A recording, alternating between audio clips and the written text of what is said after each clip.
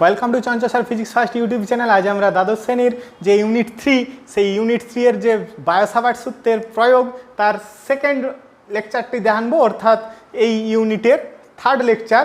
তো আগের দিনে আমরা রিজু পরিবাহী জেনেছি, আজকে আমরা বৃত্তাকার পরিবাহীতে যদি কারেন্ট যায় তাহলে তার দরুন ওই বৃত্তাকার পরিবাহীর কেন্দ্রে এবং বৃত্তাকার পরিবাহীর ওই অক্ষ বরাবর, কেন্দ্রগামী অক্ষ বরাবর কোনো একটা বিন্দুতে কত চৌম্বক ক্ষেত্রের মান হবে সেটা আমরা দেখব। তো প্রথমে যেটা দেখব সেইটা দেখো, বৃত্তাকার পরিবাহীর কেন্দ্রে চৌম্বক ক্ষেত্র। তো বৃত্তাকার পরিবাহীর কেন্দ্রে কত চৌম্বক ক্ষেত্র হবে সেইটা আমরা দেখার জন্য আমাদেরকে একটা চিত্র অঙ্কন করতে হবে। চিত্রটা কি? একটা ধরো বৃত্তাকার পরিবাহী, এই বৃত্তাকার পরিবাহীতে কারেন্ট যাচ্ছে কোন দিকে? এই দিক থেকে এই দিকে কারেন্ট যাচ্ছে আই। এই পরিবাহীর কেন্দ্র ও থেকে একটা ক্ষুদ্র অংশ ডিএল নিয়ে নেওয়া হলো, এই আর দূরত্বে পরিধির উপর একটা ক্ষুদ্র অংশ ডিএল নিয়ে নেওয়া হলো। এই ডিএল, তাহলে ডিএলের অভিমুখ কোন দিকে হয় বলতো? সবসময় এর স্পর্শক বরাবর। স্পর্শক বরাবর মানে এই কোণটা কত হবে? 90 ডিগ্রি।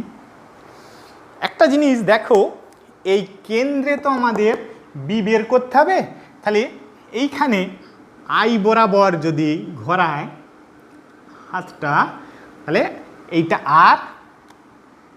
আর ভেক্টর, তাহলে ডিএল ক্রস আর বায়োসাভার্ট সূত্রে কী হবে? তো ডিএল তার সঙ্গে আর, দেখো কত সুন্দর বোঝা যাচ্ছে।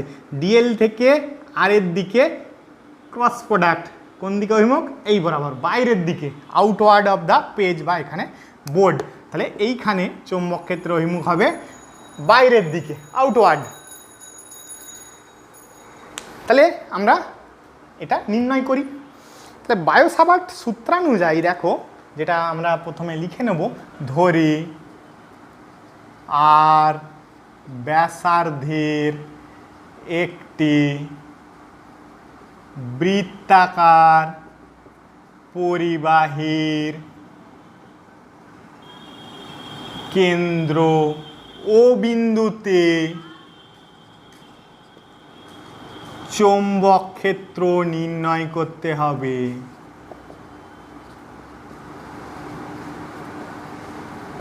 কি করে নেব? যে পরিধির উপরিস্থিত খুব ক্ষুদ্র অংশ ডিএল নেওয়া হলো। এই ডিএলের দরুন ও বিন্দুতে চৌম্বক ক্ষেত্রের মান বায়োসাভার্ট সূত্র থেকে পাই। কত পাবো বলো তো? ডিবি সমান কি হবে? μ0/4 pi I dl cross r by r Q. I dl cross r by r Q মানে এটাকে লেখা যাবে ডিবিটা μ0/4 pi I DL sine theta by R square. Sine theta কত? সাইন 90। সাইন 90 মানে কত? 1। তাহলে যেহেতু থিটা সমান 90 ডিগ্রি, অতএব সাইন থিটা সমান 1। তাহলে সাইন থিটা 1 হলে অতএব ডিবি সমান হয়ে গেল μ0/4 pi I DL by R square. তাহলে এইটা শুধুমাত্র কার দরুন হলো? এই ক্ষুদ্র ডিএল অংশটার দরুন। এবার সমগ্র বৃত্তাকার পরিবাহীর দরুন কত হবে? সমগ্র বৃত্তাকার পরিবাহীর দরুন চৌম্বক ক্ষেত্র বি কত হয়ে যাবে? ক্লোজ ইন্টিগ্রাল অফ ডিবি, মানে পুরোটা ক্লোজ করে দেওয়া হচ্ছে। পুরোটা নিয়ে নেওয়া হচ্ছে গোল সার্কুলার পাথওয়ে। তাহলে বি সমান হয়ে গেল, দেখো বি সমান হয়ে গেল ইন্টিগ্রেশন μ0/4 বা এটাকে তোমরা সামেশানও লিখতে পারো, যাই হোক I DL by R square. তাহলে ডিএল মানে কত? পরিধিটা। তাহলে ডিএল এর যদি ইন্টিগ্রেশন করো কি পাবে? গোটা পরিধিটা পাবে। তাহলে μ0/4 আই আর আর স্কোয়ারটা কি কনস্ট্যান্ট, তাহলে এটা বাইরে বেরিয়ে গেল ইন্টু 2πr। এটাকে একটু ক্যালকুলেশন করে নিলে কি পাবে? μ0/4 এখানে কত পাবে বলো তো? 2i/r। তাহলে μ0/4 2i/r। তাহলে যদি n সংখ্যক হয়, যদি n সংখ্যক বৃত্তাকার কুণ্ডলী থাকে তাহলে b সমান হয়ে যাবে কত? তাহলে n ইন্টু μ0/4 n দিয়ে গুণ হয়ে যাবে, একটার জন্য যা হবে n এর দিয়ে তত গুণ হবে 2i/r। তাহলে এই মানটা হয়ে গেল বৃত্তাকার পরিবাহীর কেন্দ্রে চৌম্বক প্রবাহ। তাহলে এই জিনিসটা মনে রাখবে। এবার আমরা যে বিষয়টি জানতে চলেছি ভীষণ ইম্পর্টেন্ট। এবার দেখো একটা ভীষণ একটা ইন্টারেস্টিং বিষয়, আর পুরো মাথা কাজে লাগাতে হবে, ফিজিক্সের সমস্ত জ্ঞান এখানে ঢেলে দিতে হবে পুরো। সেই জিনিসটা দেখো, বৃত্তাকার পরিবাহী রক্ষের উপরিস্থিত বিন্দুতে চৌম্বক ক্ষেত্র। আগেরটা তো খুব সহজেই হয়ে গেল, এবার কিভাবে হবে সেটা জানার জন্য এবার একটা চিত্র অঙ্কন করব। চিত্রটা দেখো, তারপরে আস্তে আস্তে স্টেপ বাই স্টেপ ধীরে ধীরে কেমন আগাচ্ছি দেখো। একটা বৃত্তাকার পরিবাহী একটা নিয়ে নাও। এই ধরো একটা বৃত্তাকার পরিবাহী। এই বৃত্তাকার পরিবাহীতে এই দিক থেকে এই দিকে কারেন্ট আসছে, ধরো এর কেন্দ্রকতা ও বিন্দুতে, একটু বড় করে এঁকে দিই, ও বিন্দুতে কেন্দ্র। এবার এই কেন্দ্র যে এর অক্ষ তাহলে কোন দিকে? এই বরাবর। আমি ধরে নিচ্ছি এইটা এক্স অ্যাক্সিস, এইটা দিয়ে এক্স অ্যাক্সিস হয়, আমার এর সঙ্গে লম্ব অ্যাক্সিস কোনটা? Y Axis. আর এই বরাবর আমি ধরে নিলাম জেড অ্যাক্সিস। তাহলে এইটা সেন্টার, এইদিকে এক্স অক্ষ, মানে এর অক্ষ হচ্ছে কি যে, তাহলে এই অক্ষ বরাবর যে কোনো একটা বিন্দুতে আমাদের কি নিতে হবে? চৌম্বক ক্ষেত্র নির্ণয় করতে হবে। কিভাবে নির্ণয় করব সেটাই সব থেকে একটা বোঝার বিষয়। কিভাবে দেখো, কিভাবে করতে হবে।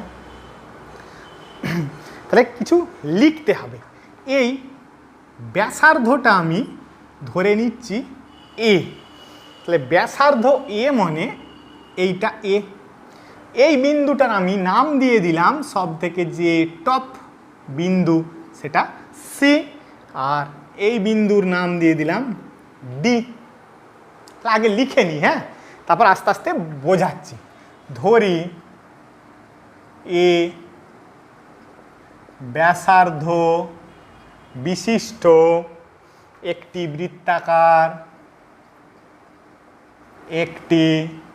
বৃত্তাকার লুপের মধ্য দিয়ে তীর চিহ্ন বরাবর তড়িৎ প্রবাহ আই চলছে। তাহলে এইটার ভিতর দিয়ে আই তড়িৎ প্রবাহ চলছে।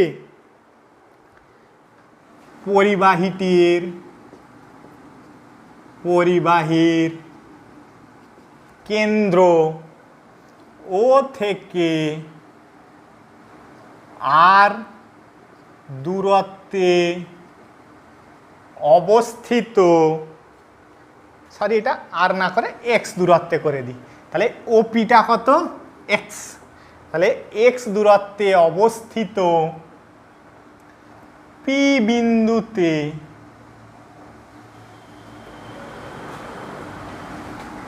চৌম্বক ক্ষেত্রের মান নির্ণয় করতে হবে। দেখো তাহলে এখান থেকে x দূরত্বে p বিন্দুতে চৌম্বক ক্ষেত্রের মান নির্ণয় করব। লুপটির c বিন্দুতে এটাই হচ্ছে কি সর্বোচ্চ বিন্দু, c বিন্দুতে একটি ক্ষুদ্র অংশ dl কল্পনা করা হলো। তাহলে এই জায়গায় একটা ক্ষুদ্র অংশ ধরে নিলাম কি dl, ঠিক আছে। তাহলে ওই যদি ক্ষুদ্র অংশ dl করি কল্পনা, তাহলে dl এর অভিমুখ কোন দিকে হবে বলো তো? এই দিকে হয়ে যাবে i dl এর অভিমুখ, এর সঙ্গে স্পর্শক বরাবর। এবার কি করা হবে? তাহলে এই c বিন্দু থেকে এই p এর এই যে এইটাকে ধরে নেওয়া হলো আর, তাহলে c বিন্দু থেকে p বিন্দুর অবস্থান ভেক্টর হলো r। তাহলে এর থেকে এইটার দূরত্ব হয়ে গেল r। এই যে কোণটা করবে, এই কোণটার নাম দিয়ে দিলাম থিটা। তাহলে আর এক্স এর সহিত থিটা কোণ করেছে, আর কমা এক্স এর সহিত থিটা কোণ করেছে। ছবিতে যদিও দেখা যাচ্ছে সব কিছু, তা সত্ত্বেও এই ভাষা কিন্তু লিখতে হবে, কারণ এই যে 3 নম্বরের যে কোশ্চেনগুলো পড়ে তাতে হয়তো তোমাদের বরাদ্দ আছে 6-7 মিনিট, কিন্তু এই কোশ্চেনগুলো 6-7 মিনিটে হবে না। এই কোশ্চেনগুলো প্রায় 10 মিনিট দিতে হবে। যেগুলো খুব সহজ কোশ্চেন, সহজে হয়ে যায়, সেগুলো তোমরা তাতে টাইমটা সেভ করতে হবে, নিয়ে এখানে কাজে লাগাতে হবে। এই কোশ্চেন পড়লে ভাষাটা অবশ্যই লিখতে হবে, না হলে পুরো নম্বর পাওয়া যাবে না। তাহলে দেখো, তাহলে এই যে আইডিয়াল, এই আইডিয়ালটা অবশ্যই হবে কি বলতো? আর এর উপর লম্ব। তাহলে আইডিয়াল এবং আর পরস্পর লম্ব হবে। আইডিয়াল ও আর পরস্পর লম্ব হবে, অবশ্যই লম্ব হবে। তাহলে বায়ো-সাভার্টের সূত্রানুযায়ী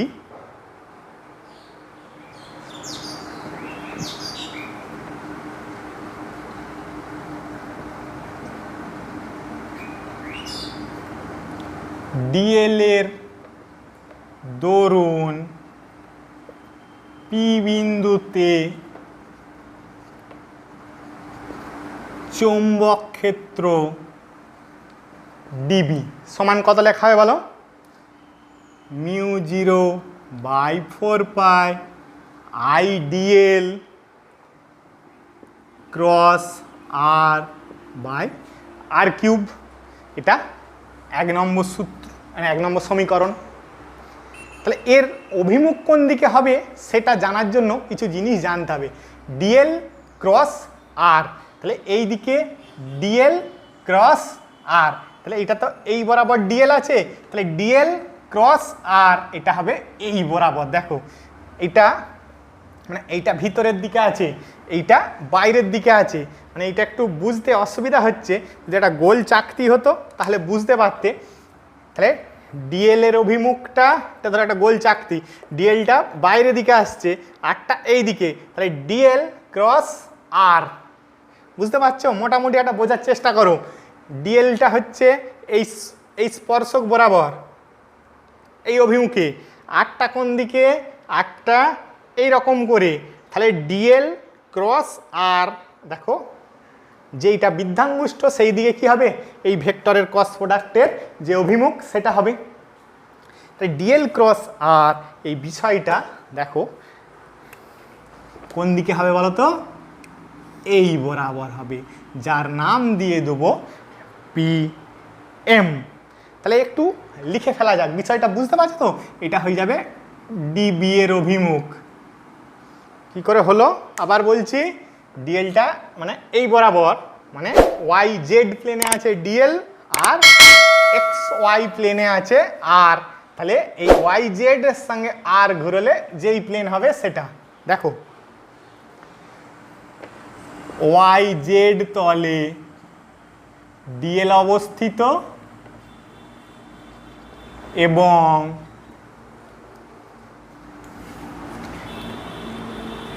এক্স ওয়াই তলে কোনটা অবস্থিত, আর অবস্থিত।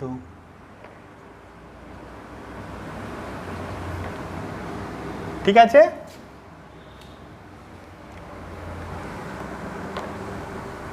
ডিবি এর অভিমুখ এই দুই তলের সহিত লম্ব হবে।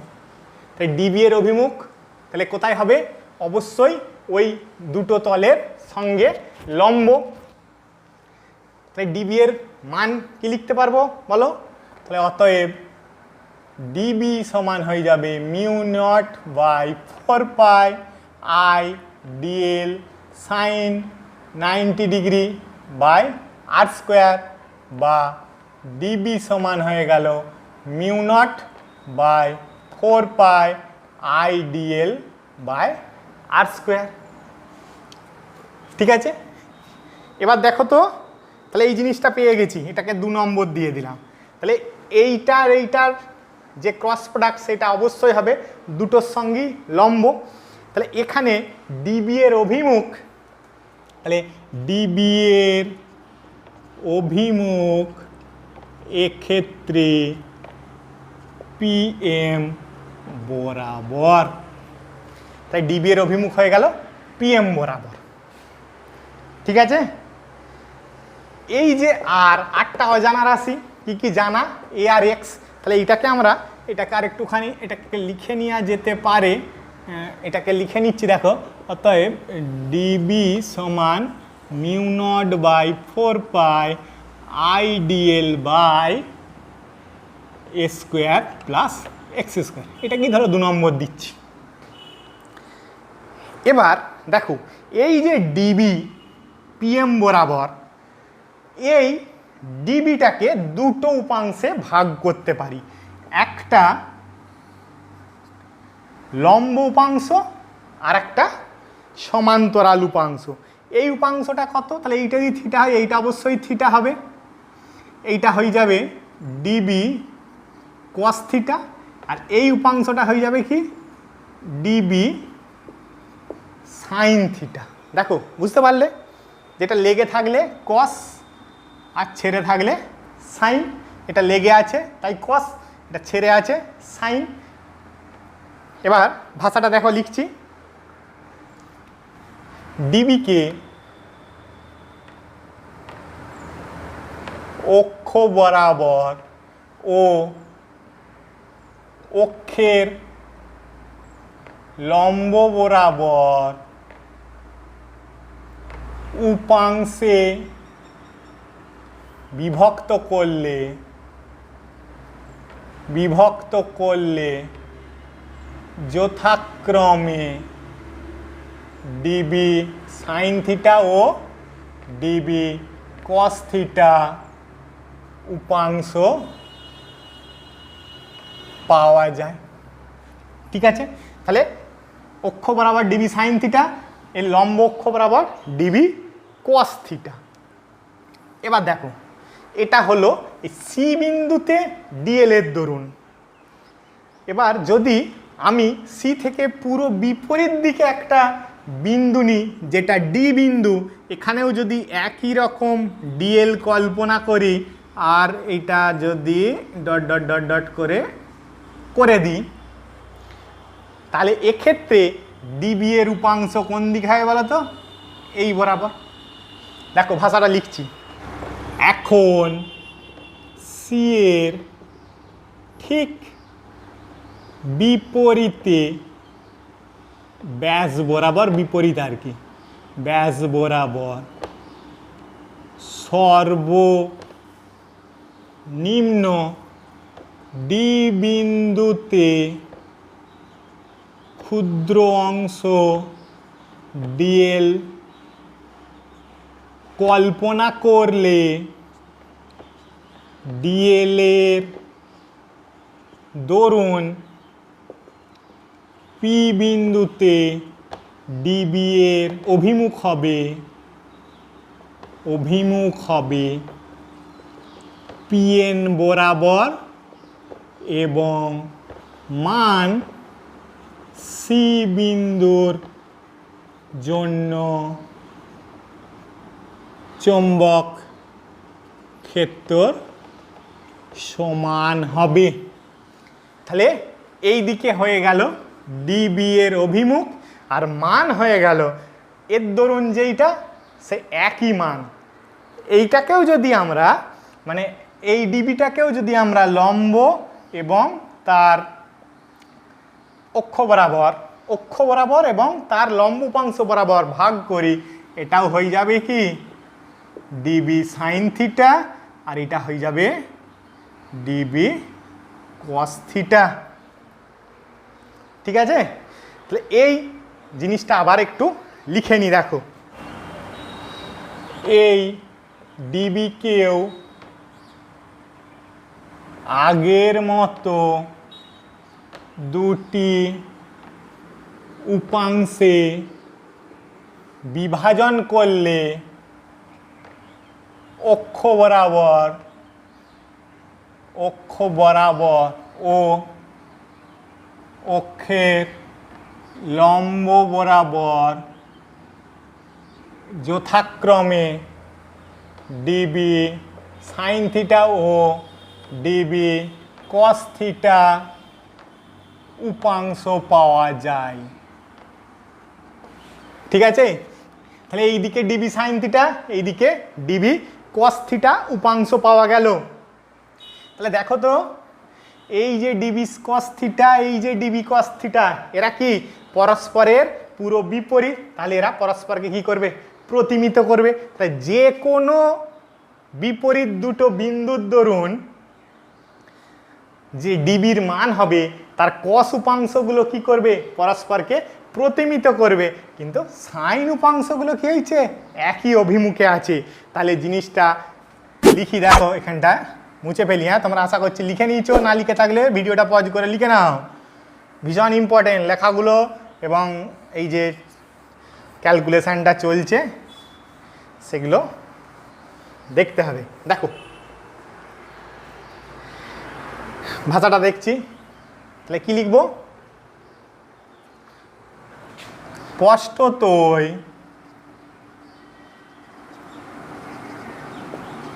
ঊর্ধ্বমুখী ডিবি কস থিটা ও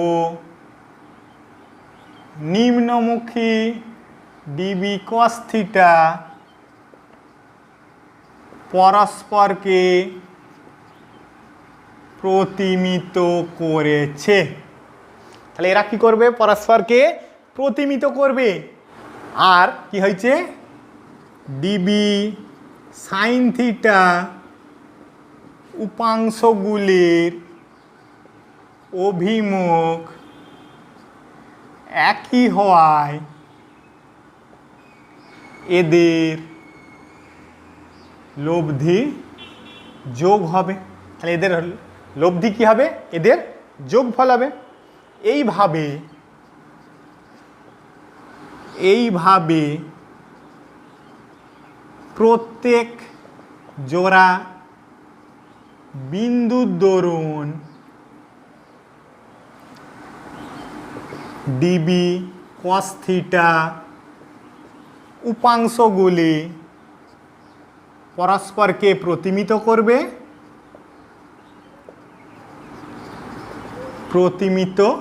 করবে, অর্থাৎ summation of DB cos theta সমান 0 এবং শুধুমাত্র সামেশন অফ ডিবি সাইন থিটার মানই হবে পি বিন্দুতে চৌম্বক ক্ষেত্রের মান। তাহলে বি হয়ে গেল summation of DB sine theta. তাহলে অতএব বি সমান হয়ে গেল close integral DB sine theta. এবার আমরা সাইন থিটা মানটা দেখে নিই আর ডিবির মানটাও বসিয়ে দেব, নিয়ে ক্যালকুলেশনটা করছি। দেখো এটা মুছে ফেলি। দেখো তাহলে কি লেখা যাবে বলো, ডিবির মান μ0/4π, আগের থেকে দেখে নাও খাতায়, আই ডিএল বাই আর স্কোয়ারের কত পেয়েছিলাম a²/x²। আর সাইন থিটা মানে কি শ্যামবাবু লম্ব অতি, তাহলে লম্ব বাই অতিভুজ, অতিভুজ মানে আর মানে কত √a² + x² সমান হয়ে গেল। দেখো ইন্টিগ্রেশনের বাইরে যেগুলো কনস্ট্যান্ট রাশি সেগুলো বাইরে বের করে নিই, বাই 4π কি বেরোবে দেখো a² + x² ⁵ ডিএল। তা দেখো এই যে এটা ½ এটা 1, তাহলে a² + x² ⁵ ডিএল। তাহলে ডিএল সমান কি জানি আবার 2πr। ডিএল সমান কি 2πa, এখানে যেহেতু এ ব্যাসার্ধ, তাহলে হয়ে গেল দেখো μ0I/4π, μ0/4πটাকে এক কাছে রাখি, তাহলে কত হয়ে গেল দেখো 2πI a²/a² + x²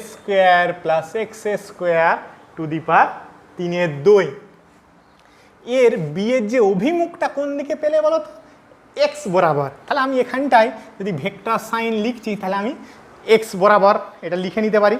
তাহলে 2πI a² + x²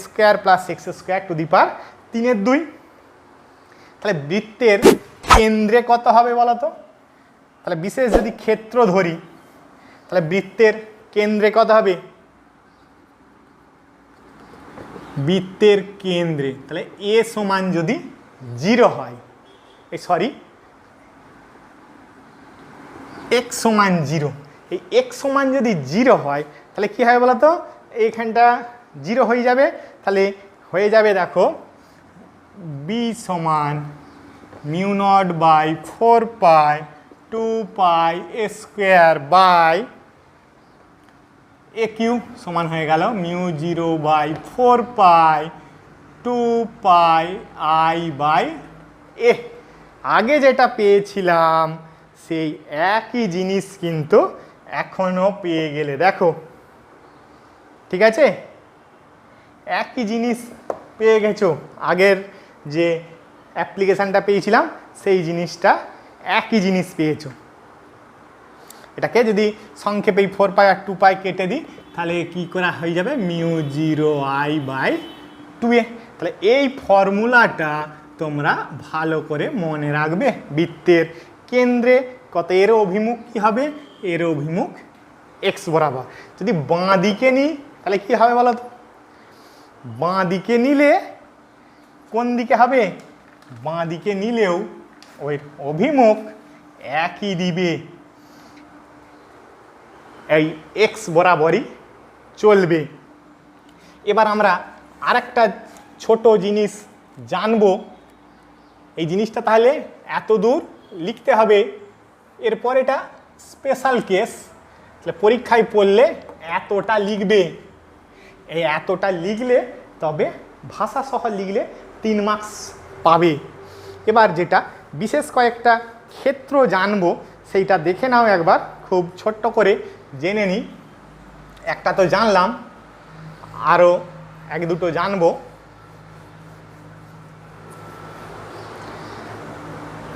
দেখো বিশেষ ক্ষেত্রের মধ্যে আর একটা বিষয় জেনে নিই, যদি এই x very greater than a হয়, মানে এই এক্স যদি অনেকটা দূরে হয় তাহলে কি হবে বলো তো, তাহলে কি হবে দেখো, তাহলে এর থেকে কি পাওয়া যাবে, তাহলে x very greater than a, তাহলে বি হয়ে যাবে, এইটা যে বি, এই বিটা হয়ে যাবে দেখো μ0/4π2πi² এখানে এটা আউট হয়ে যাবে, তাহলে এক্স এর কিউ হয়ে যাবে। আবার এর থেকে দেখো তো বি সমান μ0/4π, এই যে পাই স্কোয়ারকে লিখতে পারি কি এ, পাই স্কোয়ার সমান এ সমান লুপের ক্ষেত্রফল। এটা হচ্ছে লুপটার ক্ষেত্রফল, যেটা হচ্ছে পাই স্কোয়ার। এবার স্থির তড়িতে দ্বিমেরুর অক্ষের উপরিস্থিত কোনো বিন্দুতে তড়িৎ ক্ষেত্র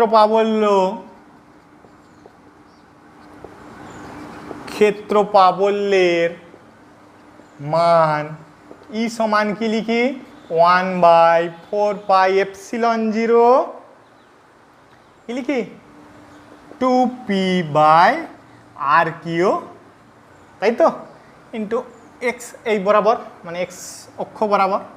এখানে কি হলো 2ia/x, তাহলে এই দুটো, তাহলে এর অভিমুখ কোন দিক হবে এক্স বরাবর, এতক্ষণ তো দেখেই নিয়েছি এক্স ভেক্টর বরাবর। তাহলে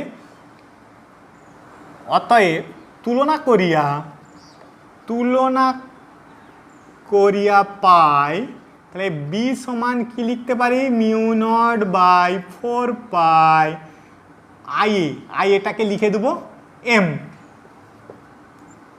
তাহলে এম হলো কি চৌম্বক,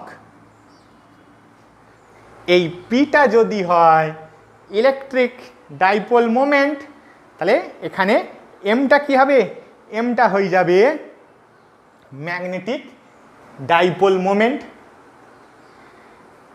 এম হলো চৌম্বক দ্বিমেরু ভ্রামক। তাহলে এটা হচ্ছে তড়িৎ দ্বিমেরু ভ্রামক, এটা হচ্ছে চৌম্বক দ্বিমেরু ভ্রামক। তাহলে একটা লুপকে আমরা একটা দ্বিমেরুর ন্যায় আচরণ করতে দেখতে পাচ্ছি। তাহলে একটি তড়িৎ, অতএব একটি বৃত্তাকার তড়িৎ বর্তনী একটি চৌম্বক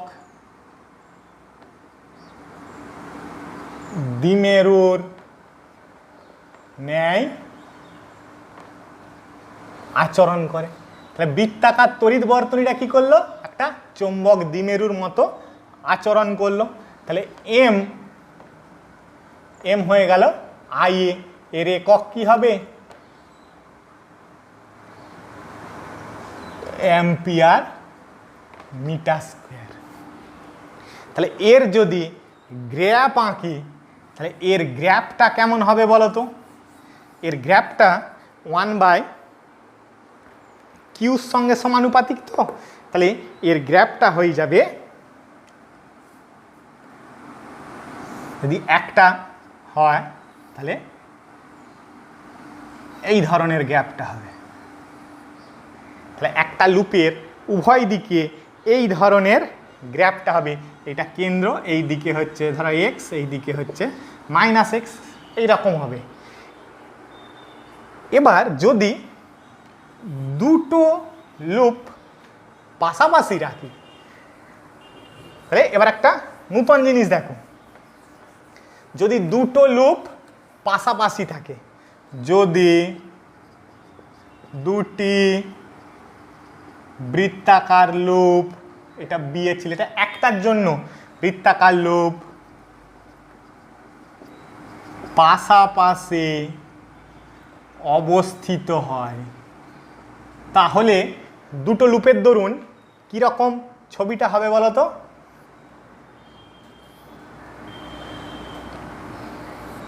এই দেখো একই, তাহলে এই যে মাঝের অংশটা দেখতে পাচ্ছ, এই মাঝের অংশটাই কি তৈরি হবে, একটা সুষম চৌম্বক ক্ষেত্র। তাহলে এই মাঝের অংশটাই তৈরি হবে সুষম চৌম্বক ক্ষেত্র। তাহলে দুটো লুপ, দুটো কয়েল পাশাপাশি আছে, তার এই মাঝের অংশটাই হবে সুষম চৌম্বক ক্ষেত্র।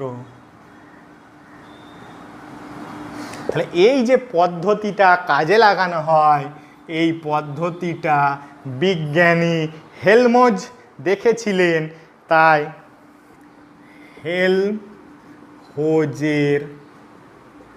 দ্বৈত কুণ্ডলী। তাহলে হেলমজের দ্বৈত কুণ্ডলীর সাহায্যে সুষম চৌম্বক ক্ষেত্র তৈরি করা হয়। তাহলে এই বিষয়টাও ভীষণ ইম্পর্টেন্ট, তোমরা ভালো করে বিষয়টি পড়ে নেবে।